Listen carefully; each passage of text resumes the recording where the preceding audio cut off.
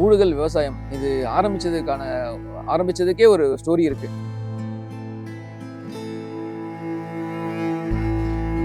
சென்னையில பைக் ஓட்டிட்டு இருக்கும்போது ஒரு அம்மா தெரியாம டோரை ஓப்பன் பண்ணிட்டாங்க. அதுல ஹிட் ஆகி நான் கீழ விழுந்தேன். என்னோட கால் அடிபட்டது. லிட்டரலா வந்து ஒரு ஹேண்டிகேப் இருந்தா எப்படி இருப்பாங்க. ஸோ அந்த மாதிரி தான் நான் ரொம்ப ரொம்ப அப்படியே நிரந்தரமா அப்படியே இருக்கிறவங்கலாம் எவ்வளோ டிஃபிகல்ட்டியை ஃபேஸ் பண்ணுவாங்க அப்படின்றது தான் எனக்கு ரொம்ப அந்த சமயத்துல வந்து யோசிக்க நான் தோணுச்சு.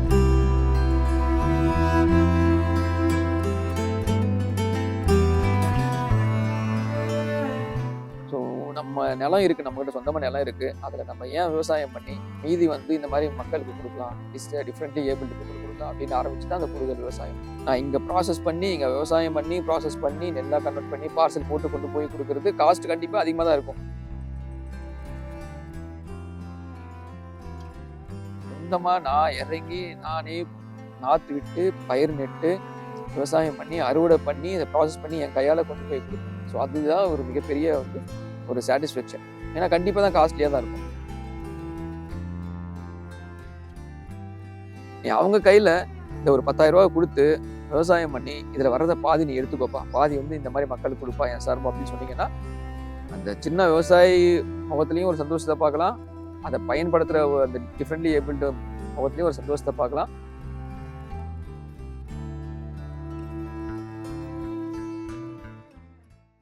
கூடுதல் விவசாயம் இது ஆரம்பிச்சதுக்கே ஒரு ஸ்டோரி இருக்கு. ஏன்னா ஒவ்வொருத்தரும் ஒரு விஷயத்த ஆரம்பிக்கிறாங்க அப்படின்னா ஏதோ ஒரு இடத்துல ஏதோ ஒரு நிகழ்வு நடந்திருக்கு, அதோட இம்பேக்டா இருக்கும் ஆரம்பிக்கிறதுக்கு. ஸோ அந்த மாதிரி ஒரு நிகழ்வு தான் என்னோட வாழ்க்கையில் நடந்தது.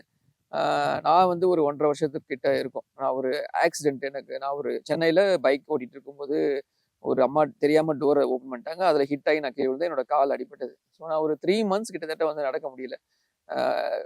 லிட்டரலா வந்து ஒரு ஹேண்டிகேப் இருந்தா எப்படி இருப்பாங்க. ஸோ அந்த மாதிரி தான் நான் ரொம்ப ஸ்ட்ரகிள் பண்ணேன்.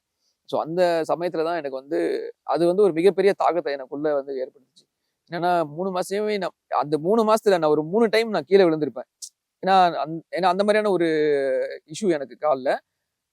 ஏன்னா நமக்கு எந்த பொசிஷன்ல வச்சு நான் நிக்க முடியும்னு எனக்கு தெரியல. ஸோ அந்த மாதிரி ஒரு 3 டைம் நான் மிஸ் ஆயிருக்குன்னு வச்சுக்கோங்க, கீழே விழுந்திருப்பேன். ஸோ அந்த மாதிரி டைம்ல ரொம்ப யோசிச்சிருக்கேன். ஸோ நம்ம இவ்வளோ டிஃபிகல்ட்டி ஃபேஸ் பண்ணுறமே ஒரு 3 மந்த்ஸ்லேயே ஸோ ரொம்ப அப்படியே நிரந்தரமா அப்படியே இருக்கிறவங்கலாம் எவ்வளோ டிஃபிகல்ட்டியை ஃபேஸ் பண்ணுவாங்க அப்படின்றது தான் எனக்கு ரொம்ப அந்த சமயத்தில் வந்து யோசிக்க நான் தோணுச்சு எனக்கு. ஸோ அதனால உருவானது தான் இந்த கூடுதல் விவசாயம். ஸோ நம்ம நிலம் இருக்கு, நம்மகிட்ட சொந்தமா நிலம் இருக்கு. அதில் நம்ம ஏன் விவசாயம் பண்ணி நமக்கு கொஞ்சம் எடுத்துக்கிட்டு மீதி வந்து இந்த மாதிரி மக்களுக்கு கொடுக்கலாம், டிஃப்ரெண்ட்லி ஏபிள்டு பீப்புள் கொடுக்கலாம் அப்படின்னு ஆரம்பிச்சு தான் அந்த கூடுதல் விவசாயம். ஸோ இதுலேருந்து இது வரைக்கும் நான் ஒரு 5 வாட்டி இதில் வந்து நெல் அறுவடை பண்ணியிருக்கேன். ஸோ 5 வாட்டி அறுவடை பண்ணதில் இது வரைக்கும் 4 வாட்டி வந்து வேறு வேறு இடத்துல வந்து ஈரோடு, மெட்ராஸ் இந்த மாதிரி இடத்துல நாங்கள் இது வரைக்கும் நெல்லை வந்து ப்ராசஸ் பண்ணி அரிசியாக கொண்டு போய் கொடுத்துருவோம். கண்டிப்பாக நான் இங்கே ப்ராசஸ் பண்ணி இங்கே விவசாயம் பண்ணி ப்ராசஸ் பண்ணி நெல்லாக கன்வெர்ட் பண்ணி பார்சல் போட்டு கொண்டு போய் கொடுக்கறது காஸ்ட் கண்டிப்பாக அதிகமாக தான் இருக்கும். பட் இருந்தாலும் என்ன ஒரு சாட்டிஸ்ஃபேக்ஷன், என்ன ஒரு திருப்தி அப்படின்னா, நான் சொந்தமாக நான் இறங்கி நானே நாற்று விட்டு பயிர் நெட்டு விவசாயம் பண்ணி அறுவடை பண்ணி இதை ப்ராசஸ் பண்ணி என் கையால் கொண்டு போய் கொடுத்தேன். ஸோ அதுதான் ஒரு மிகப்பெரிய வந்து ஒரு சாட்டிஸ்ஃபேக்ஷன். ஏன்னா கண்டிப்பாக தான் காஸ்ட்லியாக தான் இருக்கும். ஆனால் இருந்தாலே அதை நானே பண்ணதுன்றாலே அதில் ஒரு திருப்தி. அதை கொடுக்கும்போது அவங்க முகத்தில் தெரியும்ல. ஸோ அதற்காக நம்ம வந்து எவ்வளோ கொடுத்தாலும் நம்ம அதை அனுபவிக்க முடியாது. ஸோ அந்த மாதிரியான ஒரு விஷயங்கள்லாம் வந்து ரொம்ப இன்பர்சனாக ஃபீல் பண்ணேன். ஸோ இதுதான் இந்த கூடுதல் விவசாயம் பின்னாடி உருவானதுக்கான ஒரு ஸ்டோரி இதுதான். ஆக்சுவலாக நிறைய பேருக்கு வந்து ஹெல்ப் பண்ணணும் அப்படின்னு ஒரு மென்டாலிட்டி இருக்கும். என்ன பண்ணுவாங்கன்னா, பர்த்டே ஹெல்ப் பண்ணணும், இல்லை கல்யாண நாள் வரும், ஆனிவர்சரி வரும், ஏதோ ஒரு அப்பாவோட இறந்தநாள் ஏதோ ஒரு நாள் வரும். அப்போ வந்து நீங்கள் டைரெக்டாக கொண்டு போயிட்டு ஒரு ஆர்ஃபனேஜ்லையோ இல்லை யாருக்கும் வந்து பணம் கொடுக்கறது மூலியமாவோ இல்லை சாப்பாடே வாங்கி தரீங்கன்னு கூட வச்சுக்கோங்களேன். ஹோட்டலில் ஒரு 50 பேருக்கு வாங்கி தரீங்க அப்படின்னாலும் கண்டிப்பாக அதோட காஸ்ட் வந்து ரொம்ப அதிகமாக தான் இருக்கும். நீங்கள் பணமாக கொடுத்தாலும் சரி, நீங்கள் பணமாக ஒரு 10,000 கொடுத்தாலும் சரி, அதில் வந்து எத்தனை நாள் சாப்பிட முடியும்னா அது ஒரு கொஷின் மார்க் தான். ஒரு கொஞ்ச நாள் தான் மேனேஜ் பண்ண முடியும். நீங்கள் ஒரு நாள் ஃபுட்டு ஒரு 50 பேருக்கு வாங்கி கொடுத்தாலும் அந்த ஒரு நாள் தான் பண்ண முடியும். ஆனால் நீங்கள் இந்த மாதிரி சின்ன சின்ன விவசாயிகள் இருக்காங்கல்ல, ஸோ பெரிய விவசாயம் பண்ணுறவங்க மேனேஜ் பண்ணிடுவாங்க. ஆனால் அந்த சின்ன சின்ன விவசாயிகள் இருக்காங்க தெரியுமா, நீ அவங்க கையில் இந்த ஒரு 10,000 ரூபாய் கொடுத்து விவசாயம் பண்ணி இதில் வர்றத பாதி நீ எடுத்துக்கோப்பா, பாதி வந்து இந்த மாதிரி மக்களுக்கு கொடுப்பா என் சார்பா அப்படின்னு சொன்னீங்கன்னா, அந்த சின்ன விவசாயி முகத்துலையும் ஒரு சந்தோஷத்தை பார்க்கலாம், அதை பயன்படுத்துகிற அந்த டிஃப்ரெண்ட்லி ஏபிள்டு முகத்துலையும் ஒரு சந்தோஷத்தை பார்க்கலாம்.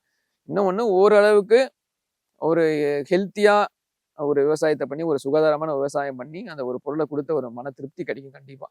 ஸோ இதை வேணால் நீங்கள் ட்ரை பண்ணி பாருங்கள். ஏன்னா நிறைய பேர் நான் பார்த்துருக்கேன், அந்த பர்த்டே அன்னைக்கு, கல்யாண நாள் அன்னைக்கு இதெல்லாம் போய் பண்றாங்க. ஸோ தப்பு கிடையாது. இன்னும் கொஞ்சம் நீங்க சேர்த்து பண்ணலான்னு சொல்றேன். நீங்க 10 பேருக்கு பண்றீங்கல்ல, நீங்க 20 பேருக்கே பண்ணலாம். அந்த அந்த விவசாயிக்கு நீங்க ஒரு ரூ. 10,000 குடுத்து இத பண்ணுப்பான்னு சொல்லும்போது, அந்த இடத்துல விவசாயியும் வாழ்ந்துருவான். இந்த டிஃபரெண்ட்லி ஏபிள்டு பீப்பிளும் ஒரு 10 பேர் சேர்ந்து நல்லா இருப்பாங்க. ஸோ அதுக்காக இந்த ஒரு ரெக்வெஸ்ட் நான் வைக்கிறேன்.